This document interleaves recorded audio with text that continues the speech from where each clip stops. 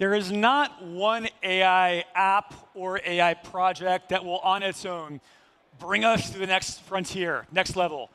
We need the ecosystem to work. We need infra.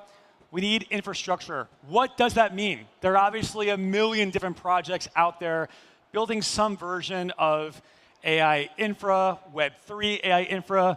What will it take to get us to that next phase of true mainstream adoption? So I am thrilled by the dream team we have to explore that today. Please welcome David Fields, Lele, Eric Weiner, Nicholas Kokkola, and Sam Ewan, my colleague at CoinDesk. Thank you.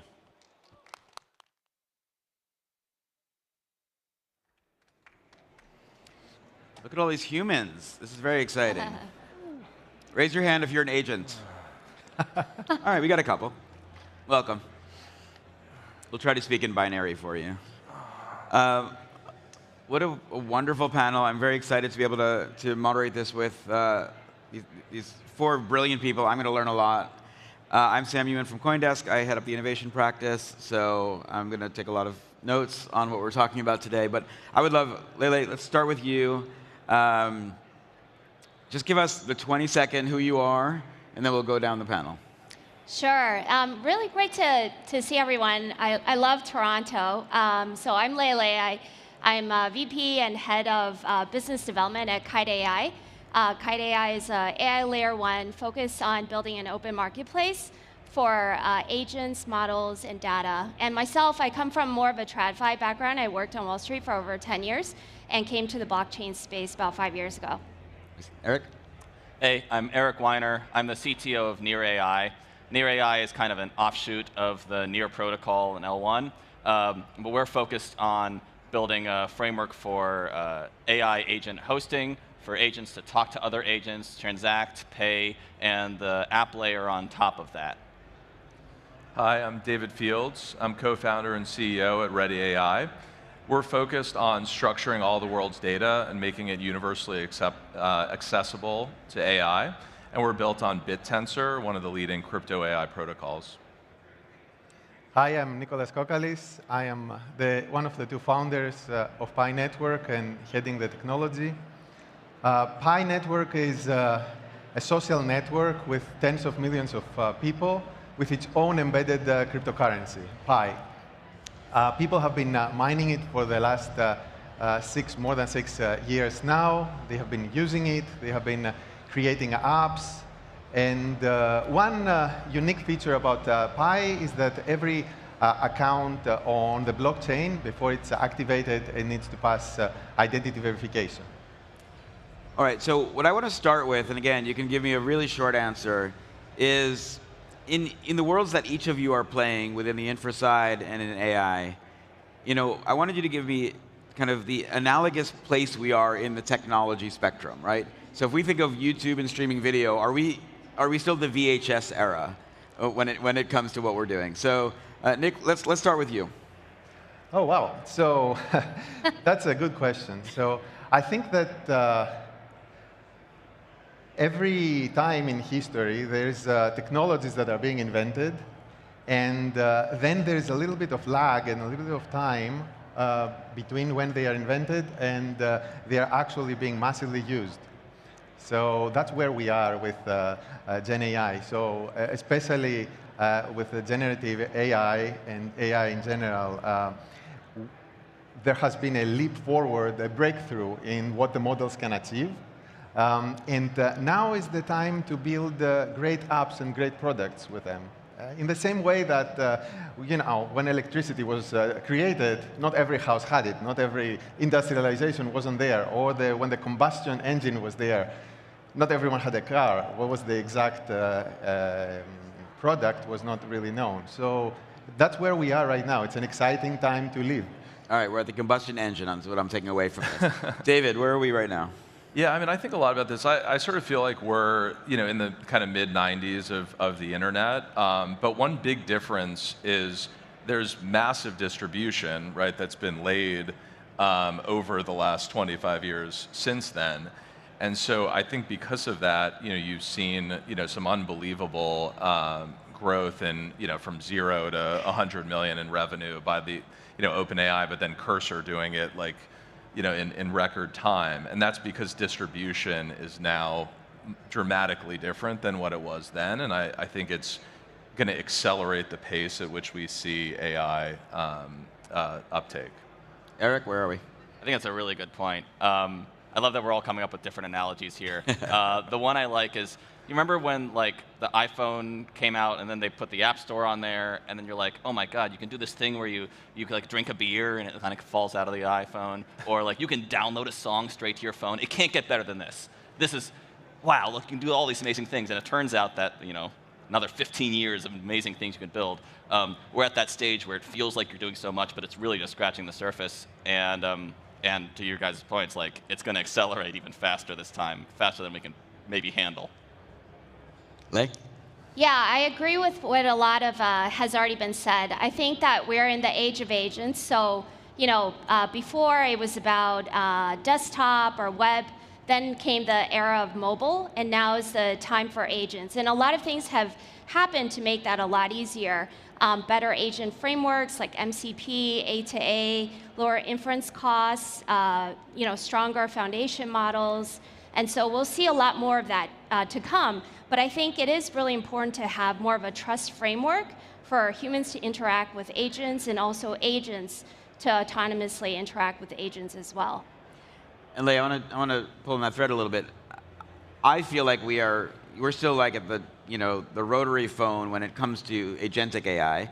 I'm frightened about what's going to happen in the same way that I'm turned on by it, right? Like I want agentic AI, but I'm very scared of what it's going to do when it stops asking for permission. So as you guys are building your systems, how are you kind of putting into place the guardrails that allow agentic AI to thrive without letting it do the things we don't want it to do in the movies we've seen about the future? Yeah, I think that's a really good question. That's also where blockchain is very helpful, because the blockchain allows for a lot of the attribution, provenance on-chain. You can track how an agent was created from the data that went into the agents, the model builders, and you can also have a lot of smart contracts have programmable logic, which serves as a service agreement, which helps you check the performance of agents, potentially resolve disputes as well. And of course, the blockchain provides a payment rails, because for agents, it's very difficult to access credit cards or someone's bank accounts, but stablecoin and blockchain rails is a natural fit for that. Nicholas, the Pi network has millions of people. We found this out the hard way when we were announcing your panel. They went crazy. I don't know how many of them are synthetic. I don't know how many of them are real. But in dealing with the vast numbers that you're dealing with, are you worried that at some point it kind of goes out of control, where this group mass starts to do the things it wants to do, whether you want it or not? Yeah, that's a problem and challenge not only for Pi, but for the world going forward, because now with generative AI, it's becoming less and less easy to distinguish a real human from AI. AI used to be pretty dumb. You could tell immediately, but now it's not that easy. So Pi opted for following a unique approach, which was to KYC every single individual using identity verification, turning your head left and right, and all that interesting stuff. And we think that this approach is going to be very useful, especially in the future, when you want to distinguish between 1,000 fake bots and 1,000 real people, especially in a world where you want to be able to meritocratically and fairly distribute value or other applications like this. You need to be able to identify who is a human and who is not. David, we're talking backstage about what true proof of humanity means, especially at the enterprise level that I know you guys are playing at. So how important is it to allow that the human can have a touch on the AI systems that are being built? Yeah, I think it's a really interesting question. So we do a lot in terms of structuring data for enterprise, and the big sort of why now for us was we saw a crossing point between where LLMs could do a lot of these data annotation tasks more effectively than humans. And so we enable a competitive landscape. It's decentralized, it's permissionless. We tap into global intelligence around the world. People can run their own models to do these data annotations, and we're seeing people perform these at 86% higher accuracy than humans, and we're doing 51% higher than kind of GPT's best models because they're optimized for this use case. And so I kind of see a bifurcation happening. There's a lot of data structuring that needs to be done at massive scale. You know, the largest companies in the world have decades of data that they need to structure for AI models and AI applications. So that can't all be done by humans. But I think we don't really play as much in the other side, which I think is quite important, which is more of the kind of human annotation, human labeling. That's being done more and more with higher skilled areas. But we were talking a little bit backstage. Well, where does that crossing point happen for some of those higher skilled labor points? Is that 3 years? Is that 10 years? Is it 20 years? But AIs are getting smarter at a crazy accelerating pace. Eric, I want to ask you about the idea of decentralization. So Near is so early, was one of the pioneers in the idea of AI in decentralization. Ilya's been talking about this forever. I find it hard in the world outside of this room to talk about why decentralization matters in the AI system when 400 million people are comfortable going to ChatGPT or use Grok or use Gemini. Why do we need decentralization, especially in the context of this agentic conversation? Sure. I think of two things. First of all, I think it's more developers and enterprises that would drive decentralization than it is the actual end users. I like WhatsApp as an example here. Most people, like WhatsApp has billions of users, and they adopt a lot of the end-to-end encryption tech that's used in Signal. People who are really paranoid about security, they tend to use Signal, but more people are using WhatsApp, and it's great that WhatsApp at least purports to care about that. Similarly, you can convince developers that these principles are important, and they will pass it on to their users and convince their users. Secondly, as there's more autonomous agents going around, that is just an absolute superpower. Once you have a network of autonomous agents communicating with each other, I think there's so many unlocks there, and a lot of those unlocks have existed since blockchains have really come into prominence. There's nothing you necessarily can't do with a beginner Ethereum smart contract. But once AI agents are talking to other AI agents and negotiating how they're going to transact, how they're going to get something done, how they're going to check each other's work, that's just another opportunity for crypto adoption. That's another opportunity for where a human might be like, I'm not going to bother. We're just going to sign an escrow contract. Or I'm not going to bother. I'm going to give you my credit card number. And AI is going to say, well, let's use a digital native payment system. Let's use a smart contract here. I think it's a whole nother adoption unlock for the world of decentralization. But to push back, I mean, crypto adoption at some point we're going to stop talking about, right? I think about what is happening with I spoke to Revolut last week. Revolut has 52 million users. 15 million of them have been involved with crypto transactions. They're just thinking they're playing in finance, right? So I guess, how important is it for the masses? Again, you guys are building infra, but how important is it for the masses to even have to understand that decentralization matters? Oh, not at all. Any more than just in my previous example, most people even know what end-to-end encryption is.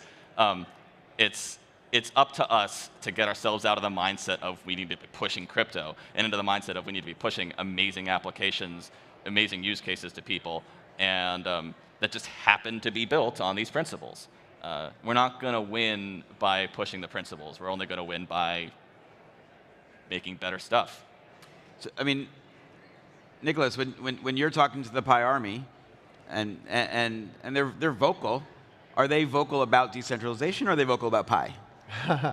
So I think that in general, when we're thinking of decentralization and AI, And there's another aspect to it. There is, of course, the technical challenges and how we can embed this into technology, how we can do all the training, how we can distribute the rewards. But there is also the concept of value capture. So in a future where more and more work is done by agents and by AI, it is important to make sure that the value is not only captured by a few individuals or a few companies, and it can be captured by a large number of people. And that's where blockchain and our projects can come to play. And the founders of those projects and the people who are working on it need to come to think about how blockchain can help with the value capture. So, Lei, when we think of building an agentic strategy, what are the 3 things that you need to know in order to be successful with that? Yeah. Well, I think also just going back to your question about decentralization, for users, I don't think they necessarily care so much about decentralization. But what I do care about is, what are you doing with my data? How are you using it? And I think that's been one of the biggest criticisms of a lot of centralized companies. And there have been a lot of lawsuits as well in terms of taking user data and training models behind the scenes. Also, I would love to get rewarded if you're using something that I have produced or I've interacted with to train an agent that then comes back and targets myself as well. And I think that's really important for a lot of the different consumers out there. And then also in the centralized world, you are at the mercy of a lot of the pricing and rate limits. And for example, we were just about to launch our new testnet and featuring some of our partner agents. And a rate limit and pricing issue immediately came up from kind of the core foundation model. So I think those things are very important for people. But I still look at the fact that people are utilizing Spotify to listen to music, Netflix to watch videos, ChatGPT to do their OpenAI, their conversations with an LLM. And I don't think those users are thinking through the lens of, wait, do I get rewarded for what I'm giving in? I'm frightened by what ChatGPT knows about me, right? And I do it every day, and I willingly give that.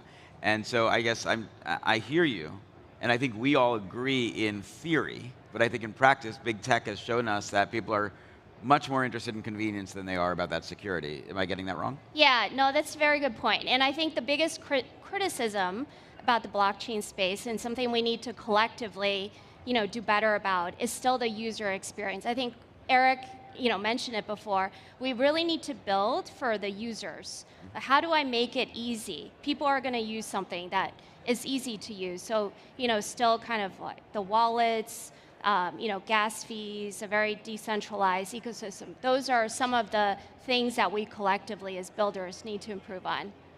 All right, so David, again, you guys think about this through the enterprise level. How do you truly build a enterprise-grade app utilizing the decentralized tools of AI? Yeah, so I mean, just to touch on sort of the decentralized point, I mean, I've been in crypto for 12 plus years now, and I think most of us who have been here for a while care about these things, but I think I've seen time and time again that users, especially retail or consumers, don't typically care about these things. They're sharing information sort of at will with the Googles of the world and now the ChatGPTs. What is interesting on the enterprise side, small to large scale, is data is really valuable, really matters. And decentralization, I think, has the potential to be a feature, not a bug. And I think we're in the early stages of sort of educating enterprises on why that's the case, but many of them are already inherently concerned about sharing their data with OpenAI, because now that's helping to power their next models and maybe disrupts their business in some way. So that gets me excited about the power of decentralization for enterprise specifically, kind of at small to large scale. All right, so Eric, I'm going to ask you, Near is a blockchain that has gone through a lot of ups and downs, a lot of interesting evolutions. Again, always focus on what you're doing. A lot of the crypto Twitter conversation is around token price, right? And I keep wondering, when we think of the stuff that everyone's building on stage here, there's still a token component. There's still the idea that you will financialize your participation in the network. And I think we all believe in that. But does that also end up being something where it still ends up being easier to say, I'll pay $9.95 a month and not worry, compared to, oh, I have to do more work? And should we sort of try to divorce the idea that what's good for the world doesn't always have to be financialized, and that decentralization, to David's point, is something that actually makes us all better? And I guess, how do we do that? I think as you get lower level, you tend to be a little bit more, you tend to use more like rational micropayment models. And this is true in the Web 2 space and in the Web 3 space and in the offline space. You know, if I'm buying something in bulk, I'm gonna pay in a certain way. If you're on AWS, you're paying per minute or paying per function call. And similarly in the crypto space, you're paying per transaction, storage fees and such, and that makes total sense. I think where we've faltered is we don't put any layers between that and the user. And so yeah, like I think again, like the end user is still subject to all those behavioral factors. I would rather pay $10 a month and get $4.79 than feel like I'm a value, than feel like I'm getting nickel and dime my way up from $0 to $4.79. I'll pay the extra $6 for that. It's fine. But under the hood, and again, especially when you're relying on an AI agent working on your behalf to help make these decisions, to figure out what tools to use and how to pay for them, the AI agent is not subject to those behavioral factors. And it is willing to say, well, I do want to participate. Like, I'm going to pay the minimum possible for this, and I'm going to pay individually for this thing, and I'm going to micro pay over there, and I need my rewards because I want to, optimize my own cost and for my own P&L, whether it's trading or just sort of working on your behalf to do its job. So I think that's really valuable, and I don't think it should go all the way up to the user level. Running out of time. My last question relates exactly to what you said, and I want to get each of your opinion on it. To me, stablecoins, agents, this is the future of commerce on the internet. Like, there's no doubt in my mind about that. So how do you guys look at this idea of balancing out how we can build systems that allow for smooth and easy payments at the micro level, and know that the traditional financial system also says, no, but what about all of our fees? Right? We want those back. But we are reinventing a new way of commerce, a new way of engaging with each other. So just give us final thoughts. I'll start with you, Nicholas, on what it means to bring agents, stablecoins, decentralized AI networks together and build the apps of the future. You have 30 seconds. OK. So I think that I will take this as follows. I will say that people need to build great apps, great products. Once you have the great product, it will trump everything else. And in order for you to do this, you need to have a lot of trials, and today is a great time with generative AI, where there's a lot more people who can create and try products. So networks that have a lot of people will naturally be able to have a competitive advantage in being able to empowering them and creating a lot of different products and a lot of different value. So by having value, eventually, you're going to convince everyone else to accept it. All right, David? Yeah, so I mean, kind of going back to the internet in the mid-90s analogy, I think that stablecoins has really been a foundation that's been laid now for a decade plus. I mean, it's a core piece of technology in the agentic system that I think that decade was really critical for. So I think you're going to see an explosion in AI agents over the next couple of years, and figuring out the right transition to like fully autonomous agents outside of kind of control and authorization will be interesting, and there'll be blow-ups. But I think it's going to be really exciting for the next couple months or couple years. Eric, agents, payments, go on. Yeah, I mean, I think payments are like under the core of so much of what we're trying to get at here. What we're trying to build, we call it AITP, which is sort of our agent interaction and transaction protocol, and it's how agents can pass structured data to other agents. But that includes payment instructions. And we think the way that that can succeed is, first of all, like, don't think of it as just crypto payments. Build in all the features of fiat payments, rewards, credit, dispute resolution, all done via AI. And things you can't do in the fiat world, like revenue share and affiliate revenue that hits everybody along the path of whoever made that transaction possible, even if it's a quarter of a cent's worth. That gets everybody incentivized to move from the fiat rails onto the crypto or the stablecoin rails. I think that's, and so like, then you build from there. You're starting to convince those AIs to move on to the AITP or whatever the crypto payment rail is going to be. Lei, bring us home. Sure. So agents, stablecoin, right? And enterprise. So first of all, I think partnering with enterprises is key because they have the mass distribution users, and they always think about building in a sustainable way. Revenue is not bad, and that's something that the whole industry does need to really work towards. I think a way to position charging fees is there's always a way to have some type of fee split or revenue share, or way to give back to the users that are using a lot of those stablecoin products. All right. Well, that's all the time we have. Thank you all so much for this. It was wonderful. Thank you for just being in the audience and listening to us. And follow these people.